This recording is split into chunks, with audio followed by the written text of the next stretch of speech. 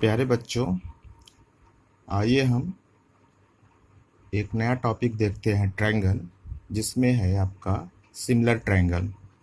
Triangle A B C and triangle D E F are said to be similar if their corresponding angles are equal and the corresponding sides are proportional. That is, when angle A equal to angle D, angle B equal to angle E, angle C equal to angle F, and AB upon DE is equal to BC upon EF is equal to AC upon DF, and we write triangle ABC similar to DEF. Similar triangle के लिए हमको ये ध्यान देना होता है कि दो ट्रायंगल कब सिमिलर होंगे। ये इस बात पर डिपेंड करता है कि उसके करस्पॉन्डिंग एंगल, जैसे कि एंगल ए और एंगल डी ये इक्वल हैं, और एंगल बी और एंगल ई ये इक्वल है। अगर दो एंगल या तीन एंगल, मतलब कम से कम दो एंगल एक दूसरे के इक्वल हैं, या किसी भी दो ट्रायंगल के तीनों एंगल एक दूसरे के इक्वल हैं, तो ये दोनों ट्रायंगल सिमिलर ट्रायंगल कहलाएंगे। और तब इनकी जो करस्पॉन्डिंग साइड का रेशियो होगा, it means A B upon D E equal to होगा B C upon E F is equal to A C upon D F.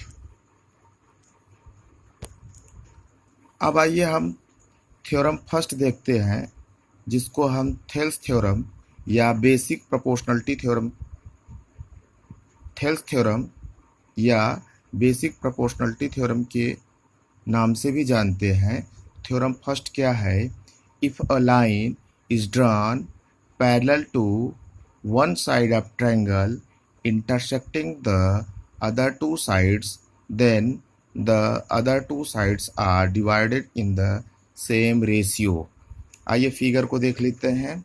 एक ट्रायंगल ए बी सी है, एक ट्रायंगल ए बी सी है, और B C के parallel एक D E side है, जो कि ए बी और ए ई को पॉइंट डी और ई पर इंटरसेक्ट कर रही है।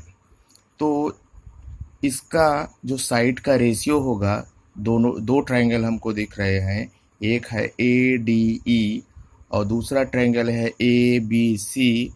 तो the ratio of the sides होगा A D upon D B equal to A E upon E सी।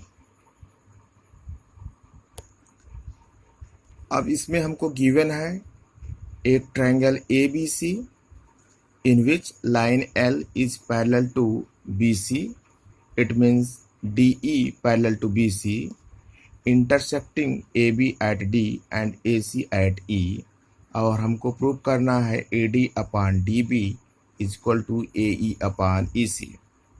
तो हमने कंस्ट्रक्शन में क्या किया? ज्वाइंट कर दिया D से C को और E से B को थ्रू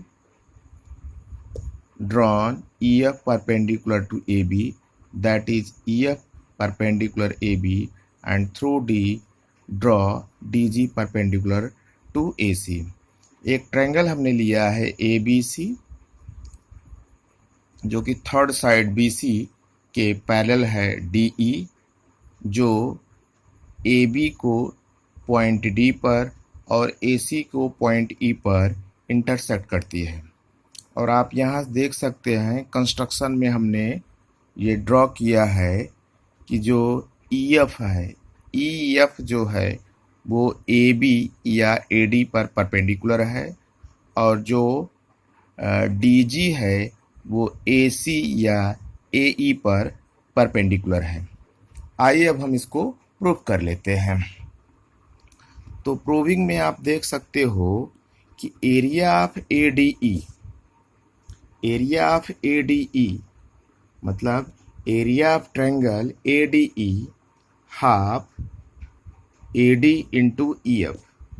ये ट्रायंगल के एरिया होता है हाफ बेस इंटू हाइट, तो आप फिगर में देखिए, एरिया ऑफ ट्रायंगल ADE,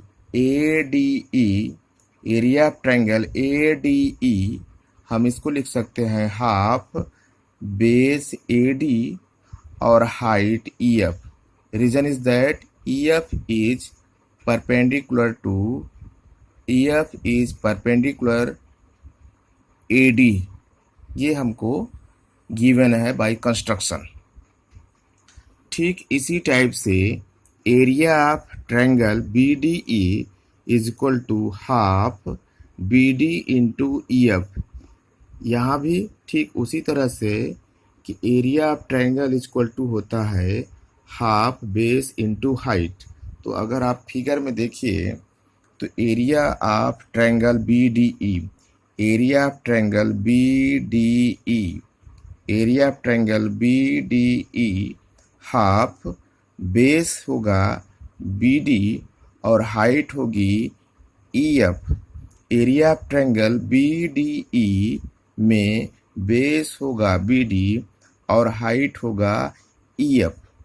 ठीक है, अब इन दोनों एरिया से आप देख रहे हो, ये एक एरिया ऑफ ADE है हमारे पास और दूसरी है एरिया ऑफ BDE। हमने क्या किया, एरिया ऑफ ADE में एरिया ऑफ BDE से डिवाइड कर दिया, तो हमको क्या मिलेगा, हाफ AD इंटू EF अपान हाफ BD इंटू EF। अब आप देख सकते हो EF से EF कैंसिल हो जाएगा और हाफ से हाफ कैंसिल हो जाएगा, तो हमको मिल जाएगा AD अपान DB। सिमिलरली आप यहाँ से यह भी देख सकते हो कि area of ADE is equal to area of CDE।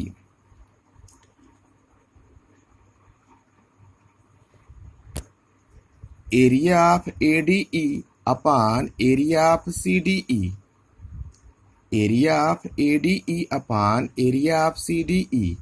तो यहाँ से हमको मिलेगा half AE into DG upon half EC into DG। Area of ADE upon area of CDE, ये हमको मिलेगा half AE into DG upon half EC into DG। Half से half cancel हो जाएगा, DG से DG कैंसिल हो जाएगा, तो हमको रेशियो मिल जाएगा AE upon EC। Bye figure आप देख सकते हो area of ADE, area of ADE upon area of CDE। तो यहाँ से देख सकते हो एरिया ऑफ ADE को हम लिखेंगे हाफ AE हमारा क्या है, बेस है और हाइट क्या है, DG। तो हाफ बेस इंटू हाइट। तो area of ADE upon area of CDE equal to मिलेगा half AE into DG upon, अब देखिए CDE में देखिए तो बेस हमारा क्या है, CE है और हाइट हमारी क्या है, DG है, तो ये मिल जाएगा हाफ EC इंटू DG। तो अब आप यहाँ से देख सकते हैं कि हाफ से हाफ कैंसिल, हाफ से हाफ कैंसिल और DG से DG कैंसिल, तो AE अपान EC। अब आप यहाँ से देखिए area of BDE equal to area of CDE, area of BDE equal to area of CDE।